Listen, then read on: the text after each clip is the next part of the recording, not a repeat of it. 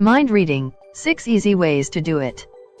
Perceptive people are always more successful in life and in work, says Lauren Miner, CEO of the recruitment firm Decision Toolbox.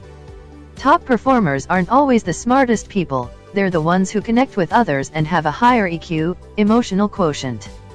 Telepathy feels like a superpower to most of us. While in actuality it is as organic as being perceptive about varied stimuli around us. We human beings are all wired with the cognitive potential to sense things around us and process its meanings. We are constantly sending cosmic signals through our thought process. Our thought processes are our bioenergy. Whenever we exchange ideas and try to understand the perspectives of another individual, we engage in reading them to some extent. According to Hodges and Myers, 1, in the Encyclopedia of Social Psychology, empathy is often defined as understanding another person's experience by imagining oneself in that other person's situation. One understands the other person's experience as if it were being experienced by the self, but without the self actually experiencing it. A distinction is maintained between self and other.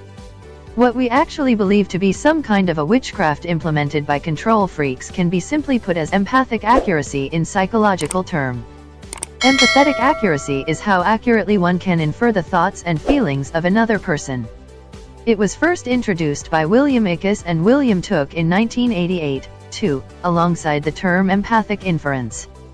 Being able to read mind doesn't mean you will use manipulative techniques to your advantage once you know what other people are thinking.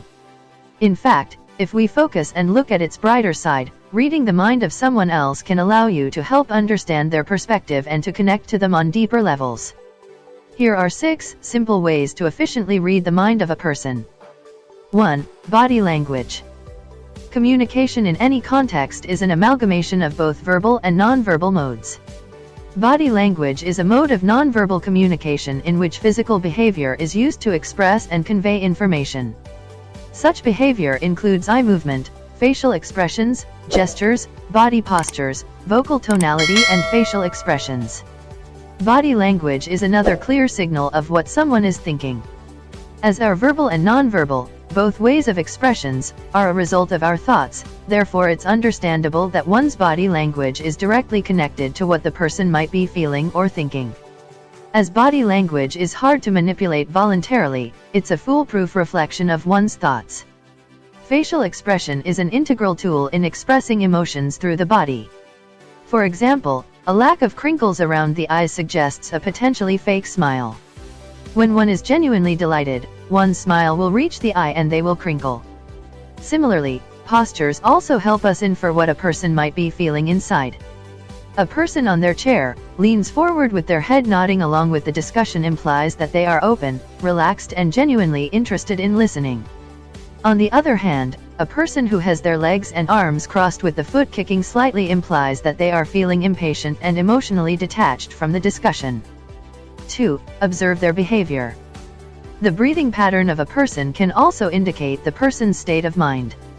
When a person breathes deeply and uses one's diaphragm and stomach, the person exudes confidence and has a relaxed impression. On the other hand, if the breathing is short, excessively rapid, and shallow, it usually conveys a more nervous and anxious impression. The disposition of such a person can either be very shy or he/she might be uncomfortable in sharing any information about him/her. 3. Read their eyes. Eyes are windows to the soul, quite literally. What do we see when we look into one's eyes? The truth. The eyes are often the giveaway. Besides, the body language of the eye has several implications.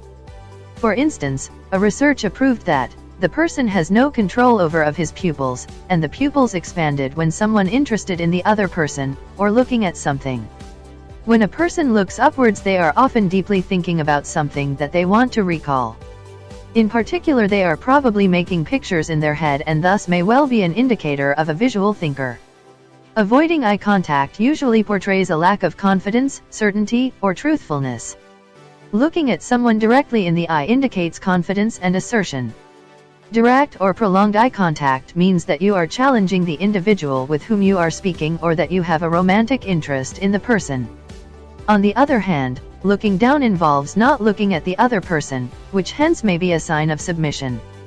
Looking down and to the left can indicate that they are mentally talking to themselves. Look for slight movement of the lips. Looking down and to the right can indicate that they are attending to internal emotions. Lateral eye movement from side to side can indicate shiftiness and lying, as if the person is looking for an escape route in case they are found out. This can also happen when the person is being conspiratorial, as if they are checking if anyone else is listening or not. 4. Focus on the tone of voice. The tone of voice can mean everything. Tone of voice includes voice quality, the pitch of the voice, the frequency of speech and articulation. It is not about the content of your speech, but the way you say something and the impression it makes on others. Slow speech indicates calmness and fast speech means one is nervous. The words are not as important as the energy that feeds them. We have to keep our ears open and mouth shut if we really want to understand the thought processes of a person. We have to perceive beyond the mechanical words spoken. If more stress is given on a particular word, then the person might be trying to signify the word. The pauses made in a speech are also important. Pauses in speech often mean one is collecting one's thoughts and hence indicate a lack of spontaneity in the flow of information. The person could be editing his expression. 5. Spend time with the person. If you really want to know what the thoughts of a person are, spend time with them. Once you spend time with a person, they slowly open themselves up about their ideas, attitudes, values, and mental set. A peep into another person's psyche helps learn more about their thought process. When you spend time with someone, it will become easier to understand how that person reacts to certain situations because you have been a witness to their behavior. It is for this reason that parents get surprised, claiming to not notice before their child does something wrong. Everything was normal, they might say. This usually indicates that the parents were not spending enough time with the child. Oftentimes in a relationship, even after years of being together, you cannot understand what the other person has in their mind. Being mindfully connected to a person helps understand their traits and how they behave in a number of contexts. 6. Make sure that the other person is not absorbing your energy. Everything depends on you. When you are connected to a person, your mental set will influence the other person's mental set and vice versa. If you are nervous, your partner will reflect that tension.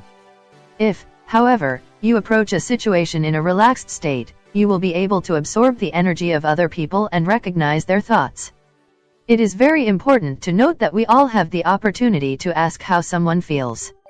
We can drop asking the typical question, "How's it going?" and dig a little deeper and ask a more specific question, such as, "Do you feel relaxed and in a good mood?" Self-awareness is crucial when trying to be more aware of others around us. If you are not aware and centered on yourself, you will never be able to read the mind of another person. Reading someone's mind, as mentioned earlier, is veritably being empathetic about the other person, an underrated humane quality.